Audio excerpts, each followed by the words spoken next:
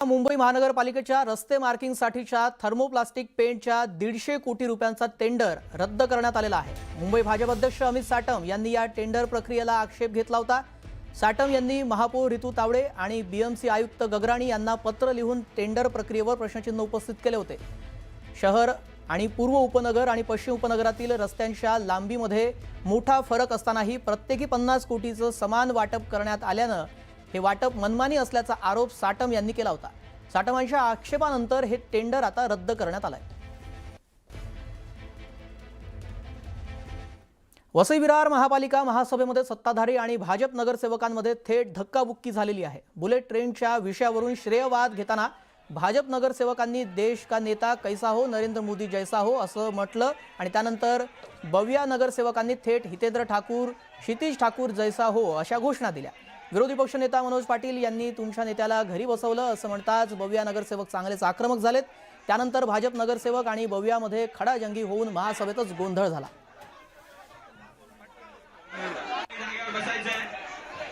Hello, कृपया सगळ्यांनी जागेवर बसायचं।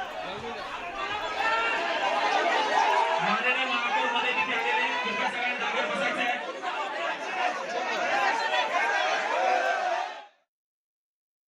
लोकशाहीमध्ये आम्हालाही वर्षानुवर्ष लोकांनी नाकारलं, आम्ही ते स्वीकारलं आणि आम्ही मोठ्या मनाने पुन्हा एकदा कामाला लागलो। परंतु आजही अनेक काही त्यांचे नगरसेवक जे आहेत, काही लोक त्यांचे जे कार्यकर्ते आहेत ते हे सत्यच स्वीकारायला तयार नाहीत आणि त्यामुळे नाकारले हा शब्द कसा वापरला किंवा घरी बसवला हा शब्द कसा वापरला असं करून त्यांनी अत्यंत वाईट पद्धतीने वागायला सुरुवात केली, काही अपशब्द वापरायला सुरुवात केली। त्यामुळे आमचे सुद्धा सदस्य जे होते त्यांनी त्याला प्रत्युत्तर दिलं।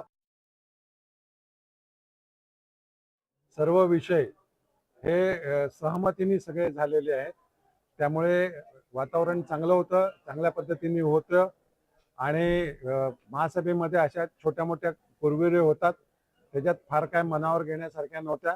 परंतु नवीन काही सदस्य आहेत आणि त्यांना कसं बोलावं, काय बोलावं हे कळत नाही, कुठच्या कॉमेंट्स कराव्या हे कळत नाही। परंतु त्यांना आम्ही तशीच कल्पना दिलेली आहे, पुढच्या वेळी असं काही ते करणार नाही असं मला खात्री आहे।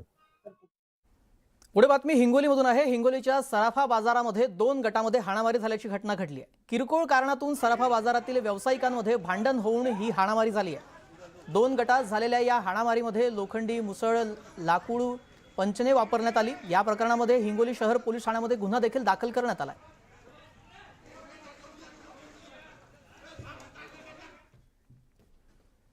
नांदेड शहरातील वाजेगाव येथील पुलावर दुचाकीला भीषण आग लागली। या घटनेमध्ये तो युवक 90% जळालाय, त्याला उपचारासाठी दाखल करण्यात आलेला आहे। यावेळी दुचाकीतून आणि त्या जळत असलेल्या युवकाच्या अंगातून अनेक स्फोट झालेत। घटनास्थळी वरिष्ठ पोलीस अधिकाऱ्यांसह फॉरेन्सिकचं पथक दाखल झालंय। या संपूर्ण घटनेचा पोलिसांकडून सखोल तपास केला जातोय।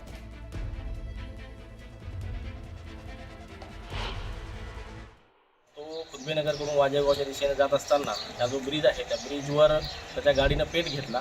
गाडीनं पेट घेतल्यामुळं तो गाडीची जी पेट्रोलची टाकी आहे त्या टाकीनं पेट घेतल्यामुळं पेट्रोलचा भडका उडाला आणि तो खालून पूर्ण पायापासून वरपर्यंत 90%च्या वर जळालेला आहे। तर त्या गाडीच्या पेट्रोल टाकीनं पेट घेऊन जे स्फोट झाला त्याचा, तर त्याच्यामध्ये झाडाचा हिरवा पाला वगैरे पण जळालेला आहे आणि तो जाळ मोठा असल्यामुळं तो पूर्णपणे भाजलेला आहे। तर त्याला विष्णुपूर दवाखान्यामध्ये ॲडमिट केलेला आहे। जी बातमी पाहूया। हरियाणामधील पाणीपत दिल्ली महामार्गावर आज सकाळी अचानक दाट धुकं पसरल्यामुळे मोठा अपघात झालाय। या अपघातामध्ये सुमारे 20 ते 25 गाड्या एकमेकांवर धडकल्या। यात अनेक वाहनांचं मोठं नुकसान झालेलं आहे। या अपघातानंतर महामार्गावर मोठी वाहतूक कोंडी देखील निर्माण झाली। धुक्यामुळे दृश्यमानता कमी झाल्यानं हा अपघात घडल्याची प्राथमिक माहिती समोर आली आहे। प्रशासनानं घटनास्थळी पोहोचून मदत कार्य सुरू केलंय। वाहतूक सुरळीत करण्याचे प्रयत्न देखील सुरू आहेत।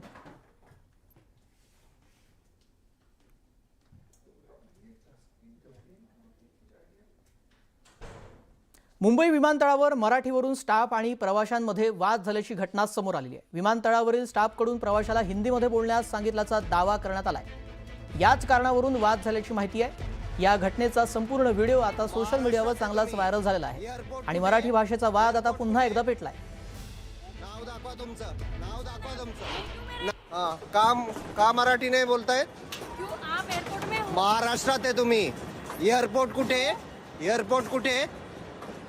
नाव दाखवा तुमचं. नाव दाखवा तुमचं. मैं क्यों मेरा नाव दिखाऊं? नाव दाखवा दूसरा तुमचं. नाम है मेरा.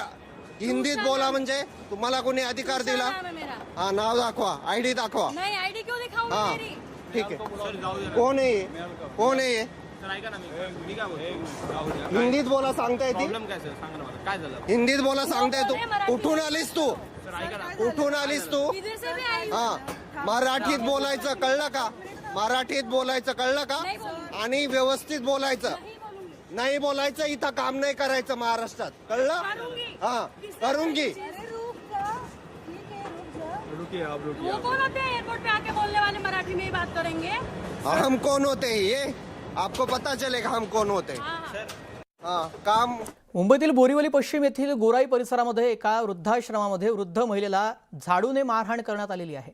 या घटनेचा व्हिडिओ समोर आल्यानंतर परिसरामध्ये संताप व्यक्त केला जातोय. या प्रकरणाची दखल घेत न्यूज 18 मराठीने संबंधित व्हिडिओ प्रसारित केल्यानंतर पोलिसांनी कारवाई केलेली आहे. साई सिनियर सिटीजन केअरिंग फाउंडेशनच्या या वृद्धाश्रमामध्ये हा छापा टाकण्यात आला. यावेळी पोलिसांनी पीडित वृद्ध महिलेशी संवाद साधला असून मारहाण करणाऱ्या महिला कर्मचाऱ्याला तसेच या वृद्धाश्रमाच्या मालकालाही ताब्यात घेण्यात आलाय.